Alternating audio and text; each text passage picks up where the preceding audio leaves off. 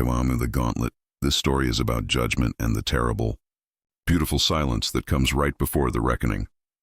The silver sedan rolled to a stop at the main gate of Naval Station Citadel Point. The floodlights hummed, catching the exhaustion in her pale eyes as she stepped out. She was wearing a faded denim jacket, boots scuffed from 1,000 miles, and jeans. Nothing official looking, nothing that demanded attention. The young security specialist at the booth barely looked up. He took the ID, glanced at the name, Vivian Kinsley, and waved her through. Behind him, 2 Marines were leaning on the concrete barrier, sipping bad coffee. Another transfer from logistics, one smirked. Hope she can file faster than the last one. I swear they send us all the broken people. Laughter drifted behind her. She didn't answer. Didn't even look back. Vivian Kinsley, logistics analyst, grade GS-12, according to the temporary badge on her jacket, just kept walking, her eyes scanning every detail, every cracked window, every idle forklift, like someone taking inventory of a world she already understood too well. Nobody there knew the truth. The new girl wasn't a clerk. She was Captain Vivian Viper Kinsley, a 4-star Admiral's direct troubleshooter, and she was here because Command believed Citadel Point was rotten. Before she arrived, the base's full-spectrum readiness report read like a work of fiction. Her mission: strip away the rank, the ceremony, the medals, and see the reality from the bottom up. She'd worn a uniform for over half her life, threading strike groups through hostile waters, making decisions that ended careers and sometimes saved lives. But that morning she stepped onto Citadel Point looking like any tired traveler, clutching a single duffel. Proof of her career, the medals, the commendations, the brass plaques, were locked away 3,000 miles from here. All that mattered now was the truth. Her temporary orders had been carefully scrubbed by trusted hands in D.C., reducing her history and classification codes down to the simplest possible routine transfer for a mid-grade officer nobody knew. She found the headquarters building, gray, square glass doors that didn't quite shine. Inside, she approached the reception desk. The petty officer behind the computer, whose name tag read Miller, didn't look older than 20. He had dark circles and a stack of forms that looked petrified. "Ma'am," he muttered, fingers still tapping a spreadsheet. "Transfer from Norfolk," Vivian said softly. "Logistics support. Reporting as ordered." He skimmed the orders, his eyes skipping right over the crucial, redacted lines. Right. Lieutenant Commander Sharma's office. 3rd floor, end of the hall. She'll get you situated." He handed her an access card and immediately answered a ringing line. He was done with her. Vivian watched her reflection in the elevator doors. No rank, no insignia. Just the face of a woman in her late 30s who had spent too many nights listening to radios go silent. The rank that came later just made it harder to forget. Act 2. The grind and the spark. The logistics office was drowning. Monitors glowed with spreadsheets, phone lines blinked, and unfiled forms lined the walls like sandbags holding back a flood. At the center was Lieutenant Commander Anya Sharma, hair pulled back tight, uniform pressed, but the lines under her eyes were etched by late nights staring at numbers that refused to add up. "All right, Kinsley." Sharma sighed, scanning the paper. "Welcome to the deep end. We lost 2 people to burnout last month. You can start by not quitting in the first 30 days. From a nearby desk, a sergeant leaned back in his chair and grinned. "Hope she types faster than the last one, ma'am," he said, loud enough for Vivian to hear. "Or at least doesn't cry in the bathroom on day 3. Vivian didn't flinch. Her expression was neutral. She'd heard far sharper words thrown across steel decks during a typhoon. Here, the frustration was bleeding out as bitter jokes because no one had shown them another way. She sat down at the empty desk. She didn't complain, didn't try to impress. She listened. She watched how Sharma juggled 5 crises at once. She saw how the system was so broken, late became the new normal. Requisitions delayed, vehicles sidelined. Morale so low that people had stopped expecting anything better. The base wasn't failing due to malice. It was failing due to complacency. The test came 3 days later in the motor pool. Sharma handed her a stack of requisition slips for critical vehicles. "Take these down to Chief Miller," Sharma said. "One of them is for parts he's been begging for. If he gives you trouble, just smile and wait him out." The motor pool smelled like oil and old exhaust. Chief Petty Officer Jake Wrench Miller stood amid the chaos, clipboard in hand, grease streaked down his arm. Vivian stepped forward. "Chief Miller." "Requisitions to confirm." He glanced at her badge, then the forms. "Let me guess," he snorted.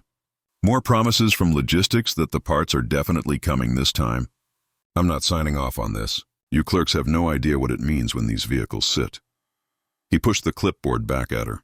"Here's a tip, rookie. Don't touch our fleet paperwork unless you understand what happens when a vehicle doesn't move." A few mechanics smirked. Vivian didn't change her expression. "I understand the concern, Chief," she said, her voice quiet but firm. "I'm not asking you to certify anything untrue. I'm asking what you need on paper so we can stop pretending the parts are somewhere they are not. We need accurate status on back orders, not optimistic estimates." For a second, his eyes narrowed. He was trying to decide if she was just another obstacle or something else. He grumbled, but he took the forms back, making careful, truthful notes in the margins, refusing to let anything slide for convenience. She had her first genuine piece of data. Later that week, she visited the comms hub. Gunnery Sergeant Alex Chen met her at the door, the air thick with overheated electronics. "You from logistics?" Chen asked, a tired laugh escaping him. "We're running at maybe 60%. Every time I submit a requisition for critical relays, I get told they're on order or stuck in a queue. On paper, we're stable. In reality, we're a thunderstorm away from a complete mess." Vivian walked the line of gear, taking notes, not as a clerk covering her checklist, but as someone quietly assembling a picture of where the base would fail the moment the seas turned rough. Word began to spread. The new girl in logistics didn't roll her eyes at complaints. She knew what questions to ask. She stayed late and listened. One night, helping a young sailor fix a complicated data error, her sleeve slid up her forearm. A simple faded tattoo, the outline of the old 3rd Fleet Command crest, flashed into view. Petty Officer Miller froze. "Ma'am, where'd you get that?" Vivian tugged her sleeve down. "Old mistake," she said lightly. "Kept it to remember." The next day, she settled a debate in the break room about a difficult port call in the Pacific by answering in fluent, effortless Japanese. Rumors intensified. She had a tattoo for officers who'd commanded major units. She spoke a foreign language like a native. She quoted base security regulations faster than any chief. Who was she? They only knew she didn't fit the box they'd built for a transfer clerk. Act 2-3.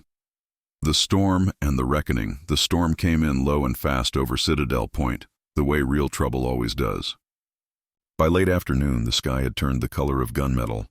Rain drove horizontally, rattling the office windows. Commander Mark Denton, the middle manager who had barely glanced at her orders, looked stressed out of his mind. Then the long, descending beep from somewhere deep inside the building. Sharma's voice was tight on the phone.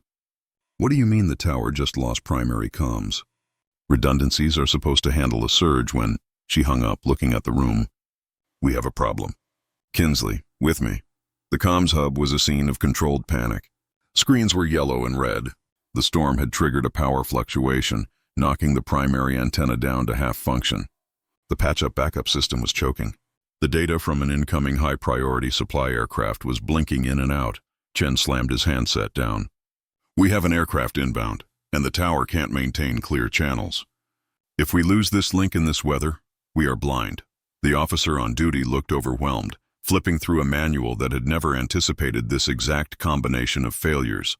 Vivian took it all in, the frozen faces, the failing screens, the storm smashing against the glass. She stepped forward. Her voice came out steady, cold, carrying a steel that cut through the noise. "Reroute tower traffic to frequency 325, she commanded. "Chen, check the backup antenna chain physically, not just on the screen. I want eyes on every connection from the relay to the tower input. Miller needs a generator line feeding this room now. We cannot afford another voltage dip." Heads whipped toward her. The officer on duty blinked. "Ma'am, we can't just change—" Vivian didn't raise her voice. She didn't need to. The tower has multi-band capability. The current channel is compromised by interference. We need a cleaner band that is still within their onboard preset range. "How do you know that?" he asked, stunned. "Because I watched an entire task group nearly lose a replenishment flight over the Gulf when we hesitated for 30 seconds arguing about protocol instead of acting," she answered, looking him straight in the eye. "Call the tower now." Chen, recognizing the tone of absolute command, moved without question. Within minutes, Vivian was on the headset, her voice flattening into the calm authority of command. "This is Citadel Point," she said into the mic. "Cargo flight, switch to approach frequency 325. I say again, 325. Confirm when on channel. The backup antenna held." The tower signal cleared noticeably. The pilot's voice came back, steadier. The storm raged outside, but the crisis inside was over. The aircraft landed safely. In the hallways, the rumor was already fire. The logistics transfer, the clerk they mocked, had sounded more like a battle group commander than a secretary. The next morning broke clean and bright. On the parade field, the entire base stood in formation. Rumor said the new commander was arriving from D.C., a captain, some tactical prodigy. Denton and the other officers whispered, "Probably one of those paper-smart types." The master of ceremonies stepped up to the mic. "Attention on deck. Prepare for the arrival of the incoming commanding officer." All eyes turned toward the main entrance, and then, from the side of the field, a figure stepped into the sunlight. She wore full captain's dress blues, polished shoes catching the glare.